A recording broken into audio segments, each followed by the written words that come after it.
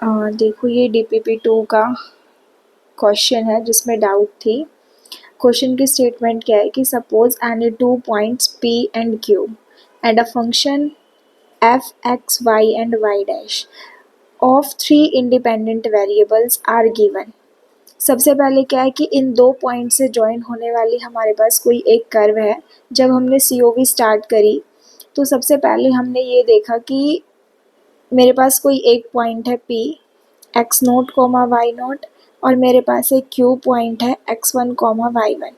अगर मैं आपको कहूँ कि इन दोनों पॉइंट से ज्वाइन होने वाली इस लाइन का शॉर्टेस्ट डिस्टेंस निकालो, तो वो आप सबको पता है क्या होता है, square root of x2 minus x1 का स्क्वायर प्लस में y2 माइनस y1 का स्क्वायर अंडर द रूट। अब अगर मैं आपको ये कहूँ कि कोई कर्व है, मतलब कोई पॉइंट है x1, y1 और एक Q पॉइंट है x2, y2 और इन दोनों पॉइंट्स को कोई कर्व ज्वाइन कर रही है। अब मैं आपको कहूँ कि इस पॉइंट का P पॉइंट का Q पॉइंट का डिस्टेंस निकालना है और इसी कर्व के अलोंग आपको डिस्टेंस निकालना है। तो ये डिस्टेंस किसी कर्व के अलोंग अगर हमें डिस्टेंस निकालना है, शॉर्टेस्ट डिस्टेंस निकालना है, तो वो हम COV के अंदर कैलकुलेट करते हैं। मतलब ये कोई कर्व है y equal to f of x, इन दोनों पॉइंट्स के बीच का शॉर्टेस्ट डिस्टेंस हम COV की हेल्प से निकालते हैं। तो इसके अंदर भी यही बोला है कि suppose any 2 points P and Q and a function. ये फंक्शन एक सिंपल फंक्शन गिवन नहीं है, ये हमारे पास एक फंक्शनल गिवन है जिसके अंदर x मेरा इंडिपेंडेंट वेरिएबल, y डिपेंडेंट और डिपेंडेंट वेरिएबल का डेरिवेटिव। हमने यही देखा था कि मोस्ट जनरल फॉर्म जो हमारे एग्जाम में आएगी वो क्या होगी वेरिएशनल प्रॉब्लम की, आई ऑफ y इक्वल है इंटीग्रेशन x1 से x2 f of x, y dash into में dx। अब इस क्वेश्चन के अंदर जब ये CSIR नेट में आया तो इसमें एक मिस्टेक है, इन्होंने यहाँ पे मेंशन किया है कि 3 इंडिपेंडेंट वेरिएबल, यानी कि x, y and y dash ये तीनों ही मेरे इंडिपेंडेंट वेरिएबल है, जबकि ये यहाँ पे गलत लिखा गया है। यहाँ पे x मेरा इंडिपेंडेंट वेरिएबल है, y डिपेंडेंट है और डिपेंडेंट वेरिएबल का डेरिवेटिव है y dash.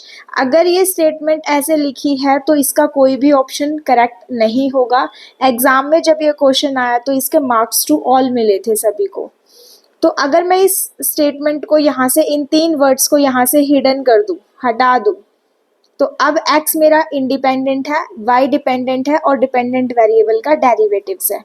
Are given among all the curves in order to final among all curves y equal to f of x। मतलब इन दोनों पॉइंट्स को ज्वाइन करती है एक curve y equal to f of x, that one which furnishes for the definite integral। ये मेरे पास एक variational problem given है, आई ऑफ y इक्वल है इंटीग्रेशन x0 से x1 f of x y y dash into में dx।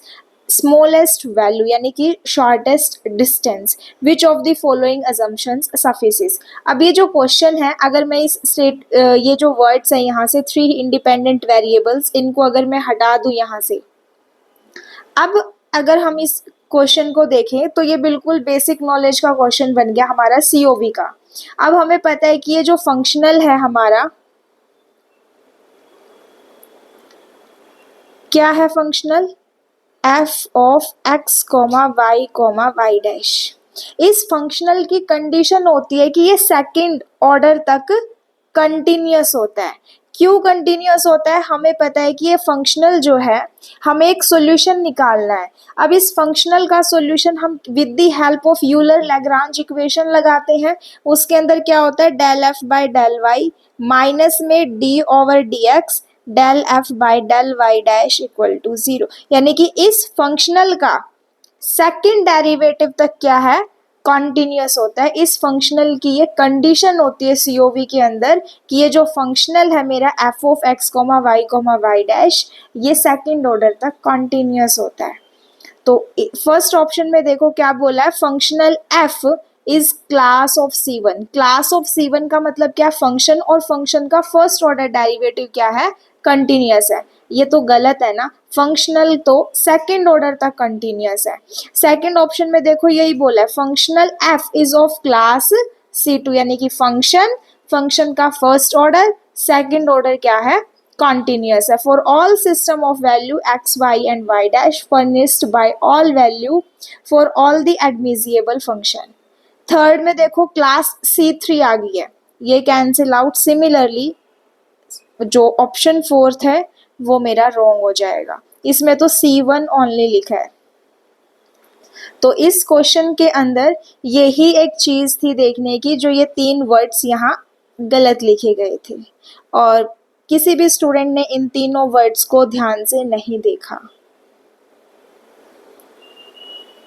तो exam में जब ये क्वेश्चन आया तो मार्क्स टू ऑल मिले थे सभी को, और अगर यहाँ से ये तीनों वर्ड्स हटा दिए जाए तो इस क्वेश्चन का जो आंसर है वो सेकंड ऑप्शन करेक्ट होगा।